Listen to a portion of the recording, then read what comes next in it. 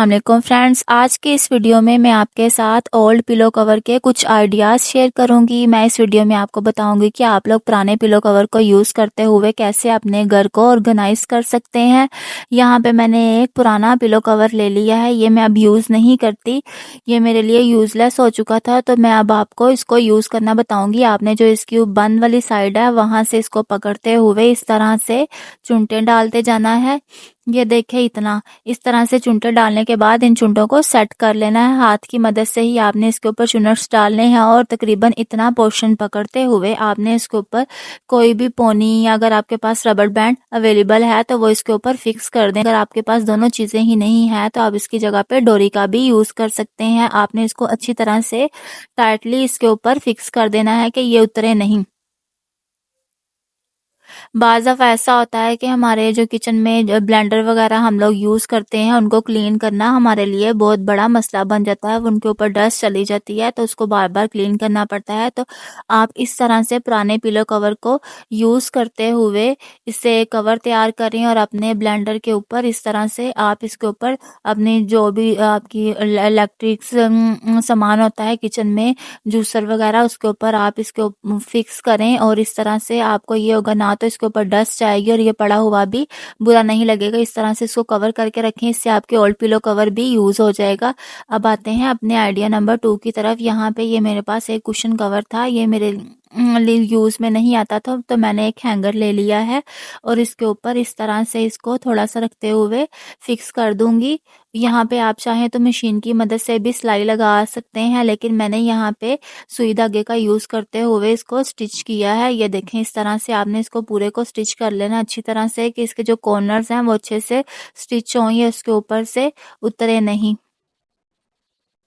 इसको complete stitch करने के बाद मैं आपको बताऊंगी कि मैं इसको किस पर्पस के लिए यूज़ करूंगी।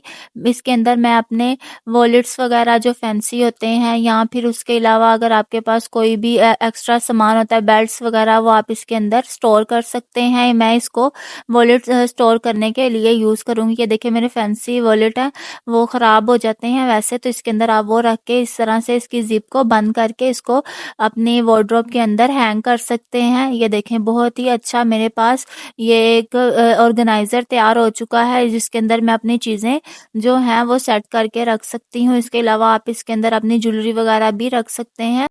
आते हैं अपने आइडिया नंबर 3 की तरफ। यहाँ पे मैंने एक चारपाई के ऊपर जो मैं चादर बिछाती हूँ वो ले ली है और इसको मैंने इसका दरमियान करते हुए इसको 4 हिस्सों में इस तरह से लंबाई के रुख में फोल्ड कर लेना है। आपने इस चीज़ का ध्यान रखना है कि ये बिल्कुल अच्छी तरह से फोल्ड हो इक्वली पार्ट्स में। ये देखें, इस तरह से। उसके बाद मैंने क्या करना है, 2 हैंगर ले लेने हैं। यहाँ पे मैंने 2 हैंगर ले लिए हैं और इस चादर का मैंने थोड़ा सा पार्ट हैंगर के ऊपर रखते हुए इसको मैंने स्टिच कर लेना है। आप चाहें तो सिलाई मशीन के साथ भी इसको स्टिच कर सकते हैं। अगर आप सिलाई मशीन के साथ नहीं भी करना चाह रहे तो आप सुई धागे की मदद से इसको अच्छी तरह से स्टिच कर लें।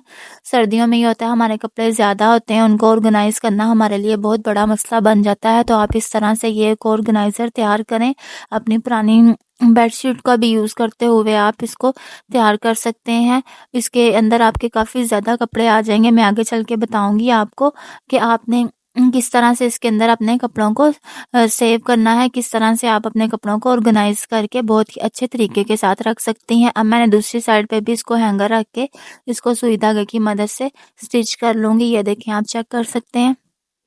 इससे ये होगा कि ये जो हमारा बहुत ही ज़बरदस्त किस्म का एक ऑर्गेनाइज़र तैयार हो जाएगा। आपको बाज़ार से महंगे-महंगे ऑर्गेनाइज़र ख़रीदने की भी ज़रूरत नहीं पड़ेगी। आप घर में ही थोड़े नफ़ासत के साथ इसको तैयार कर सकती हैं। ये देखें, ये बहुत ही ज़बरदस्त मेरे पास तैयार हो चुका है।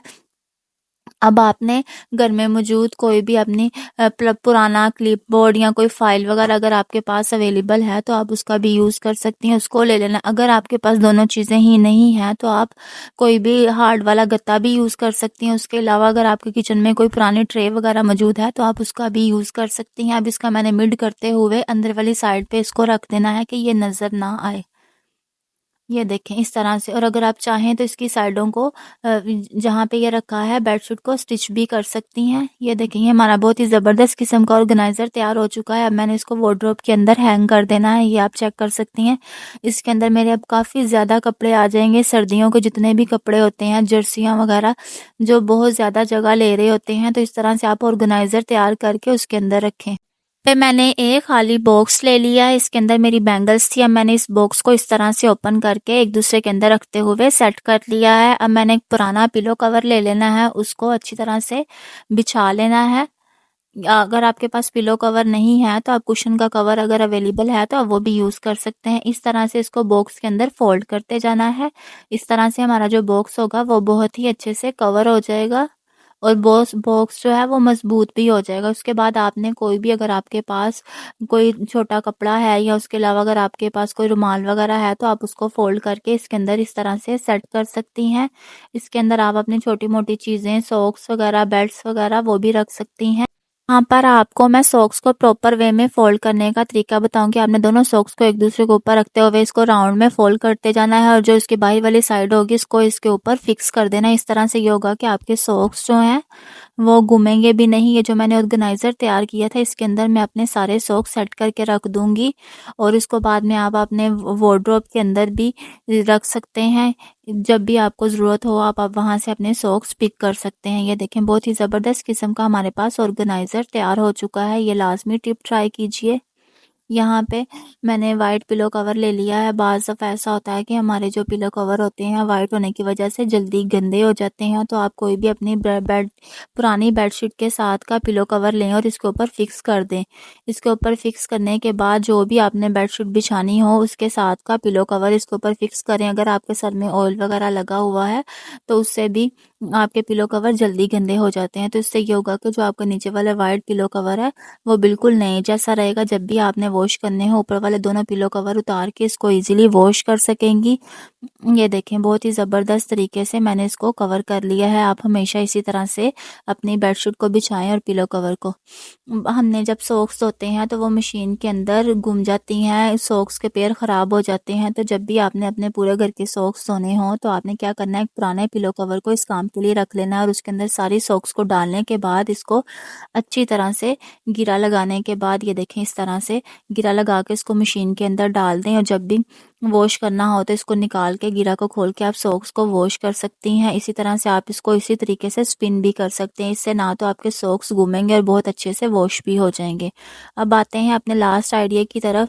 बाज़ दफ़ा हम लोग जब आप वार्डरोब के अंदर अपनी बेडशीट रखते हैं तो उसका एक तकिया कहीं घूम जाता है, आगे पीछे हो जाता है कपड़ों के अंदर। तो आपने क्या करना है, बेडशीट के अंदर एक तकिए को रख देना है और दूसरे तकिए को ओपन करके उसके अंदर अपनी बेडशीट को डाल देना है। उससे ये होगा कि ना तो आपके जो पिलो कवर हैं वो गुम होंगे और आपकी बेडशीट भी बहुत अच्छी तरह से सेट होगी। तो बताइएगा ज़रूर कि आपको मेरी ये वीडियो कैसी लगी। अगर मेरे आइडियाज़ अच्छे लगे हों तो मेरी वीडियो को लाइक कीजिए, मेरे चैनल को सब्सक्राइब कीजिए और मेरी वीडियो को शेयर कीजिए अपने फ्रेंड्स एंड फैमिली के साथ।